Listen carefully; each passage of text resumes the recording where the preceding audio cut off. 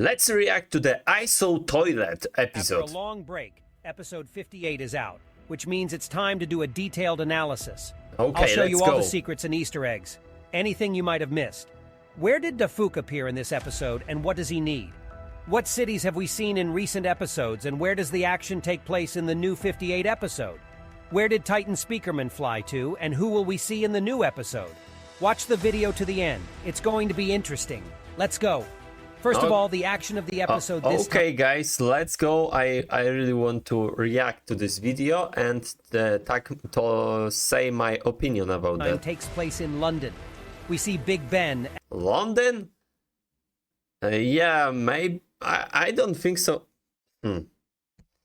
Okay, this is a definitely Big Ben, but why in London? That is this is like some kind of multiverse or something like that in Skibidi Toilet. And the London Mall. Before that, it looks like we were in Dubai. At least you wrote in the comment that this building is very similar to that. Since episode 51, Titan Cameraman Squad has been in New York. That suggests that the war is going on everywhere, on every continent. And maybe the Skibidi and the cameramen are different in each region.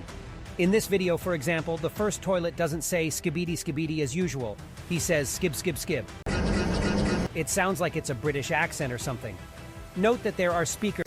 I think there is a problem with the copyright to the Skibidi Toilet, and that's why Skibidi Toilets don't use a Skibidi voice. I think, but this is maybe not true. Speakerman here, but unfortunately they're broken. In past episodes, we started seeing these guys less often, which made us a little nervous. But like I said, they're fine. They haven't disappeared. But this lying Speakerman in the brown suit, we've never seen those before. By the way, most often we met with this Speakerman in a gray suit. I think I can make a special video about. Oh my god, this is the same? Ooh, this is so bad, because you know he's from the really early episode, from 10 or something like that. This is this guy. He was early introduced. Let's talk about this mutant. He seemed very interesting to me. He doesn't speak at all. He doesn't even open his mouth. The thing on his eyes looks unusual. It looks like a pipe mount. It's not likely a cannon or a scanner. It's probably a bolt with a spring to tighten the metal thing around his head. Or maybe this is a laser. But it has no function other than to protect the eyes, which means it's a hint of TV men, maybe even to a restored and improved Titan Cinema Man in the new episodes. There's also cameraman and speakerman on his metal paws, as well as the head of the big speaker. I think he is collecting the cameras and speakers and he can go to the, of course, scientist to, you know, to make some really experiments on this. Speakerman. Notice the blue glow around the cameraman. It's the same one we see when the Skibidi parasites connect to their targets. I think it's not because the cameraman is broken, but because the metal fork is also electrified. It paralyzes the cameraman, just as a parasite paralyzes his victim before taking control. The turbines of this mutant's jetpack are simply huge. Yeah, this is so enormous, so big. Similar in shape to the turbine of the Titan cameraman's hammer. Yeah. This is again a reference to the Skibidi stealing technology from the Alliance. I also think this mutant is being controlled by someone. First of all, notice the glowing things on the back. Second, he doesn't talk, like I said. Thirdly, he's behaving in a very unusual way. The sound of the Titan Speakerman he heard could hardly have frightened him much. It looks like he was given a signal to do something different. That said, he didn't attack Titan like the rest of the Skibidi. This mutant flew away to get around Titan and attack him from behind. Most likely the Skibidi toilets have a way to communicate. Maybe built-in radio stations or something. It seems like such a clever move could only have been thought up by watching from the Skibidi base. By the way, we never saw their base in the desert location. I hope it's around here somewhere, and we'll see it in future episodes. Titan Speakerman is very angry. We had two options where the cured Titan would go: to the Speakerman base or to take revenge. And the second option turned out to be the right one. Yeah, definitely revenge. He is on the berserk mode right now, and he really wants to devastating everything connecting with the Skibidi Toilet. By the way, Titan Speakerman isn't as weak as we thought. Perhaps it was hard for the parasite to control him at full power, but now he shows all his strength. That's what the title of the episode tells us. Notice this cannon that has started This is really strange. This cannon, guys. This is something new. attacking the Titan as well. We've seen something like this at the cameraman's base, but we've never seen a Skibidi cannon. It turns out that London has been captured. The toilets occupied the city a long time ago and even managed to set up fortifications. Maybe their base is somewhere nearby and we'll see it in the next episodes. For some reason, the cannon shoots not at Titan's core but at his head. It doesn't work, as we can see. By the way, remember I told you about the exoskeleton on Titan's legs. Now I know what it's for. After the upgrade, there are a lot of metal plates around his shoulders and head. Also, Titan Speakerman's body and arms are much larger than his legs. These mechanical parts on his legs are needed for reinforcement so he can be agile in battle when he has a lot of metal plates on his shoulders. When the camera returns to the three cowardly cameramen, Dafuq appears from above. Around him, we see the green glow again, just like last episode. At the same time, we see it persist, and when he walks away, the glow disappears. It doesn't look like a portal, because then it would have started glowing when Dafuq left. Maybe it's an aura of influence. Notice that Dafuq appeared with Titan Speakerman. Then Titan flew away and Dafuq left after him. Most likely Dafuq is controlling Titan Speakerman with that green glow. Do you think this is really... I thought that he can control Titan, but I don't think so.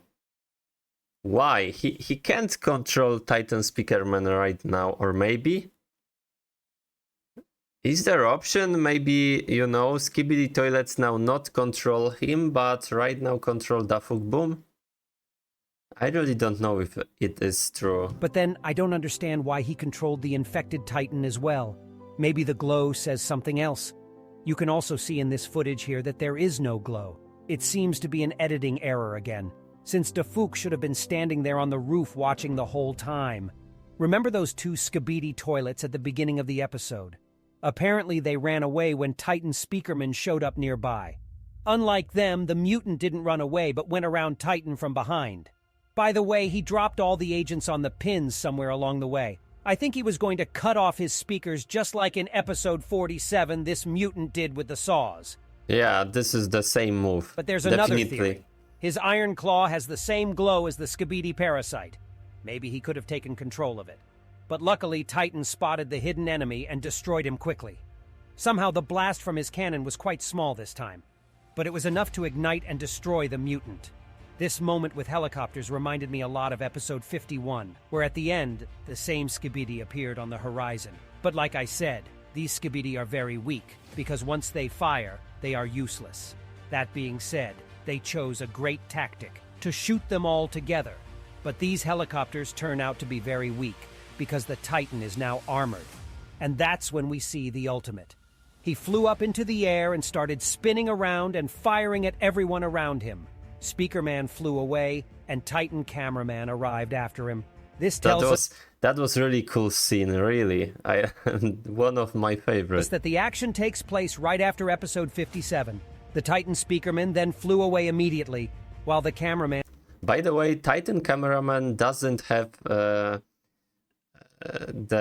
this swords on him. and stood there for a while, By the giving a way. thumbs up. By the way, have you thought about the fact that Speakerman saw everything that was happening to him when he was infected? Looks like he flew straight to Skibidi's base because he knows where it is. Maybe Titan Cameraman stayed late to get his hammer. As we remember, after Titan hit the G-Man toilet with all his might, hammer has disappeared. I thought the hammer had broken, but as it turns out, Titan just dropped it. Yeah, he is on his back. By the way, I've mentioned many times that sometimes the hammer doesn't have a turbine when it's not used in the episode and just hangs behind Titan's back. Apparently the author heard that because now the hammer has a turbine. Cameraman's looking like, what's going on here? All right, I'm moving on. The cameramen on the lamppost are giving thumbs up, which means you should like this video if you haven't already. Of course. Well, I have a few assumptions after this episode. The first is that Skibidi Scientist now controls all the mutants because they start to behave differently. Think back to the silent toilet from episode 42, or Skibidi UFO. These mutants stand out and are different from the other Skibidi in their behavior. I think they're under control, while the other Skibidi Toilets are still human-like. There may be a confrontation among the toilets, but right now all the Skibidi are losing badly, so something has to happen to tip the balance in their side. Yeah, this is definitely, I told you guys about this on the last episode, because we need to introduce new enemy for cameras and speaker, because, you know, Skibidi Toilets are weak right now. That said, for now we're just waiting for the new and improved Titan Cinemaman to show up. I think we will see it very soon. Also, the POV cameraman didn't help anyone this time around. Why this cameras don't have a weapons? This is really strange. I don't know if Dafuq pays attention to this when making an episode, but it looks like the POV cameraman is a traitor. He just watched his friends get destroyed without anyone attacking him. Now I would like to address the viewers of my channel. I think a lot of you know Elite Cameraman, so he had a trouble. I will not say what exactly. I think soon he will make a video about it. Anyway, he needs your support now, so please go to his By the way, what is going on with the Elite Cameraman? What is going on? Channel and Discord, and write how much we appreciate his work. Thank you all. Also, some of my videos may also be deleted due to copyright complaints from Dafuq. All Secrets of Speakerman Titan, Skibidi Toilet, episode 48, all secrets. But why? Awaiting review, forwarded. Copyright school is complete. What is going on? Why they have something like that? They do something nasty, or? But don't worry. My lawyers will work on it, and the videos will be restored soon. And I will still continue to make new videos for you. Subscribe to the What is going on? I really don't know why Dafuq claims something like that. Maybe he has a good reason for doing that. I talked with him when he was not that popular right now, and I can react to his videos, so this is okay, I think. So I really don't know what is going on. Okay guys, thank you for watching. You can watch my other videos, click on the video on the screen. Thank you and have a nice day.